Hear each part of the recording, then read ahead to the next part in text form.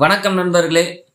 தேசிய கல்விக் கொள்கை 2020 படி சிபிஎஸ்இ பாடத்திட்டத்தில் படிக்கிறவங்களுக்கு கட்டாயமாக மும்மொழி கொள்கை அப்படிங்கிற ஒரு அறிவிப்பை 2026-27 கல்வியாண்டிலிருந்து இருக்கும்னு சொல்லி சிபிஎஸ்இ அனௌன்ஸ் பண்ணியிருந்தாங்க. அதில் சில திருத்தங்களை இப்போ மாணவர்களுக்கு மகிழ்ச்சியான ஒரு செய்தியை சொல்லியிருக்காங்க. அதை பற்றி தான் இந்த வீடியோவில் நம்ம பார்க்க போகிறோம். நம்ம டெய்லி ஃபோக்கஸ் அப்டேட் சேனலை இன்னும் சப்ஸ்கிரைப் பண்ணலைன்னா சப்ஸ்கிரைப் பண்ணிட்டு வீடியோ கண்டினியூ பண்ணுங்கள். அதாவது முக்கியமாக பொதுத் தேர்வு 10ஆம் வகுப்பு படிக்க போகிற மாணவர்கள், அதுக்கு பின்னாடி 9ஆம் வகுப்பு படிக்கிற மாணவர்களுக்கு உண்மையிலே இந்த மும்மொழி கொள்கை கட்டாயங்கிறது 2026 இப்போ வரப்போகிற கல்வியாண்டிலேயே படிக்கணுமா அப்படிங்கிறது மிகப்பெரிய ஒரு கஷ்டமாக இருந்துச்சு. ஏன்னா இப்போ சடனாக ஏற்கனவே படிச்சுட்டு இருந்த 2 மொழி கொள்கையோட இன்னொரு மும்மொழி கொள்கையும் இன்னொரு லாங்குவேஜ் எக்ஸ்ட்ராவாக படித்து பொது தேர்வு எழுதும் போது அவங்களுக்கு கட்டாயமாக ஒரு மன அழுத்தத்தை கொடுக்குங்க. இதை தான் நிறைய பேர் எதிர்ப்பு தெரிவிச்சிட்டு இருந்தாங்க. ஏன் குறிப்பாக அண்ணாமலை அவர்கள் கூட இதில் எதிர்ப்பு தெரிவித்தாங்க. உடனே நீங்கள் இந்த கல்வியாண்டிலேயே மும்மொழி கொள்கையை அவங்களுக்கு கட்டாயப்படுத்தணுங்கிறது ஏற்றுக்கொள்ள முடியாத ஒரு விஷயமா இருக்குது. அது மாணவர்களுக்கு மன அழுத்தத்தை கொடுக்கும்னு கூட சொல்லியிருந்தாருங்க. அதில் தான் இப்போது இன்னைக்கு வந்திருக்க அறிவிப்பில் சில திருத்தங்களை சிபிஎஸ்இ கொண்டு வந்திருக்காங்க.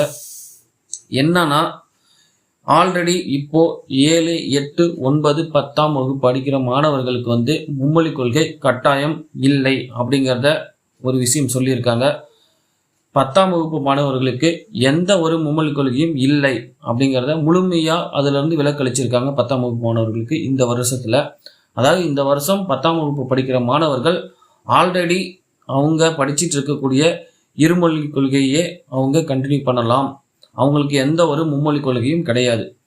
7, 8, 9ஆம் வகுப்பு படிக்கிற மாணவர்கள் ஆல்ரெடி 2 மொழி கொள்கையை படிச்சுட்டு இருந்தாங்கன்னா இன்னொரு மும்மொழி கொள்கை, அதாவது மூன்றாவதாக ஒரு லாங்குவேஜை சூஸ் பண்ணி படிக்கணும். ஆனால் அதற்கு அவங்க 10ஆம் வகுப்பு போகும்போது பொது தேர்வு கிடையாது. பள்ளி லெவல்லையே அதை அவங்க வேல்யூவேஷன் பண்ணிக்கிற அளவுக்கு தான் அந்த 7, 8, 9ஆம் படிக்கும் மாணவர்களுக்கு கொடுத்துருக்காங்க. அவங்களுக்கு பொது தேர்வு கிடையாது. ஆனால் மூன்றாவதாக ஒரு லாங்குவேஜை சூஸ் பண்ணி படிக்கணும். அதாவது மும்மொழி கொள்கை அப்படின்னா அதில் கண்டிப்பாக 2 இந்தியன் லாங்குவேஜ் இருக்கணும். மூணாவதாக ஒரு ஃபாரின் லாங்குவேஜை அவங்க சூஸ் பண்ணிக்கலாம். அடுத்தது 6ஆம் வகுப்பு. 6ஆம் வகுப்பை பொறுத்தவரையிலும் மும்மொழி கொள்கை கட்டாயம். புதுசாக 6ஆம் வகுப்பு சேர்ற மாணவர்களுக்கு இப்போ இந்த கல்வியாண்டிலிருந்து மும்மொழி கொள்கை கட்டாயம் அப்படிங்கிற ஒரு அறிவிப்பை கொடுத்துருக்காங்க.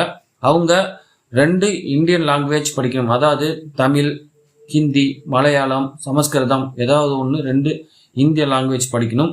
1 foreign language, English, Germany, France அப்படிங்கிற மொழிகை, அதாவது ஃபாரின் லாங்குவேஜை அவங்க சூஸ் பண்ணி படிச்சுக்கலாம். அது 6ஆவதுல இருந்து தான் கட்டாயப்படுத்தியிருக்காங்க. 7, 8, 9 மூன்றாவது லாங்குவேஜ் படிக்கணும். ஆனால் அதற்கு தேர்வு கிடையாது. பள்ளி லெவல்லையே அவங்க திருத்திட்டு அவங்க மார்க் போட்டுக்கலாம். அது அவங்களுடைய பொது தேர்வுக்கான ஒரு கட்டாய பாடம் கிடையாது.